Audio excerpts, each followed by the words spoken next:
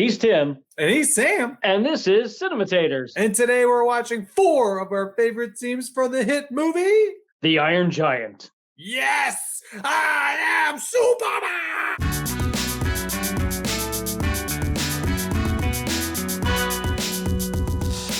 Could you say grace, please?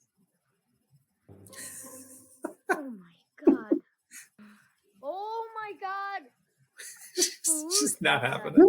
In front of us and stop! The devil! From doing bad things. Get out of here! Satan. Satan. No! That we may live in peace. Amen. I love how she turns to look just as the last bit of the hand is out of view. Yeah, exactly. It's like, Yeah. it's perfectly timed. I always love that his hands just go bad on him. When you watch some comedy routines and they get like Mhm. numb, the hands just don't work. They're just like trying to get it. Just riffing off the top of his head. Just, Yeah. oh my God, please? And I think that's what's great about the writing and the performance is that it definitely feels like that. It's scripted and staged, so it didn't feel scripted and staged. Yes. I love how the kid keeps trying now to be like Dean, trying to be Yeah. this cool guy. It's really refreshing. You know what's funny? Refreshing, meaning freezing. I haven't seen this movie in so long, and when he jumped in, I was like, "Oh man, that water must be freezing." I don't know why I thought that. Maybe because I remember. I just forgot, and I forgot all about this part. Like, Yeah.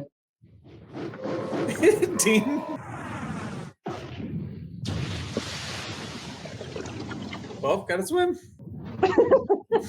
Just the look on his face like, oh crap. I just love that. I like this part coming up too. This is my favorite part. Hey, yeah, Yeah. right in the middle of the road. All right. I gotta give credit though to Harry Connick Jr. for the voice work. Not known strictly as an actor. I mean, he's done some acting, but it was really good. I thought he was casted perfect. Cinematography or the lighting, like all that right there. It's him in the Fantastic. shadow, and Yeah, it's a beautifully shot scene, if I Yeah. can say shot. I think, Oh, yeah, yeah. I think you could. Deer gets a little skittish and takes off, and they're like, oh, that was so sweet. Well, I guess he decided to. Son of a... I forgot that it was in the middle. Yeah, it's like he's right in the middle of his thought when that just disrupts everything. Just tears him out of that thing. And these guys calling him a monster right after they just shot to death this deer. Yeah, like irony. Yeah. And look at the emotion on that robot's face.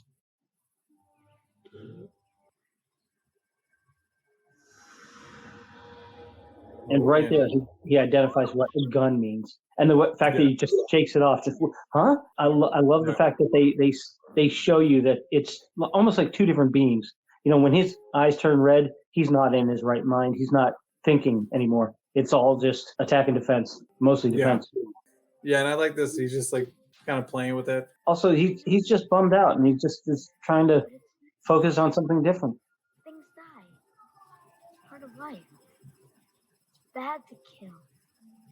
But it's not bad to die. You have a soul. And souls don't die. The fact that he just contemplates just what he just was told. Let that sink in.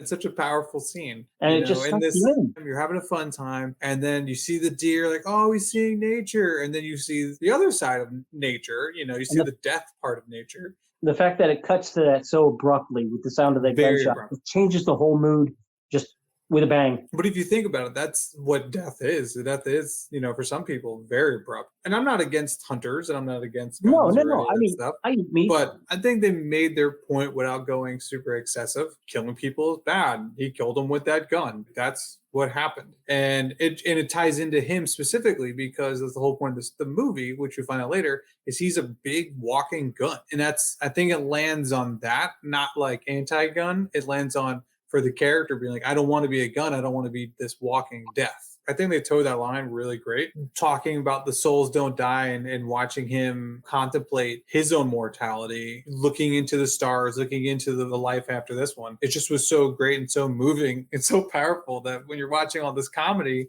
and you're having a good time, and then like you said, you get woke up real quick. This kid has these powerful words of wisdom that are supposed to help you through this. And just the fact that it happened so abruptly, it really shows you the fragility of life and how quickly it can just be gone all of a sudden. And that speaks to a larger audience. Just everyone can identify with death coming, and you can't stop it and you can't do anything about it, and you just have to learn to accept it. It's part of life. Hogarth even said, murder is bad, but dying isn't bad. There's nothing wrong with dying. When I was watching that again, I was like, woo, that was good. And then when he's like, souls don't die, I was like, oh, got me again. Like, woo, this writing. Ha, dang. And even if he did say that's what mom says, you knew it was his mom's talking. That it was her words. And he just absorbed them and understood them and is now passing them on to the Giants. It was like these powerful, gentle words, though. I'm going to help you through this. This is what it is. You didn't do anything wrong. Yeah. We couldn't save him.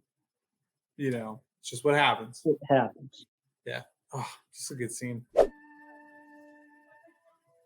you think that's when right there is when he decides? No, I think it's right after.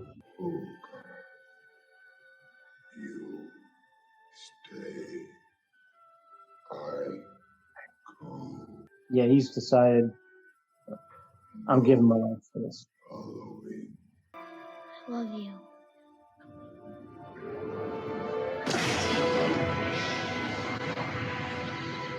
All right, and every time he says the line, I'm starting to choke up. You are who you choose to be. Superman. And that's where I start to cry. I'm not crying, you're crying. You're crying. I got allergies. I was watching this on my couch in the living room, and my wife came in at that moment and says, "Are you crying?" And I said, "It's just so beautiful. Superman. He's just trying to save everybody." I'm just wiping away tears. I cry so much in movies. It just hits you. He just I mean, and especially in the context of the entire movie, how it's leading up to that point. And right then, he just makes that decision and he just embraces it. When he says Superman and closes his eyes, it's like, there's no going back. This is it. Yeah, because I don't even think that he even knew he'd be able to bring himself back together. I like to think that he did an honest sacrifice where he's like, I'm going to die. This is it. I'm going to save, maybe not everybody, but I'm going to save Hogarth at least. And I'm going to be the hero that I want to be. And I want to be like Superman, so I want to be Superman. They showed that earlier scene to set up that it is possible. And it took quite a while. It wasn't an instantaneous, I'm back. He's thinking, this is death. I know what death is now, and I'm embracing it to save others. The supreme sacrifice. And for Cinematators, he's Tim. And he's Sam. And don't forget to like, share, and subscribe. And please comment, let us know what scenes you also enjoyed from the Iron Giant. And don't forget to hit that notification bell so you can get all of our latest videos when they come out. And you guys have a good night. Do you like the fact that he just took behind the bushes? They didn't need to include that, but they did. And I appreciate it. There's the end credit for us, Sam.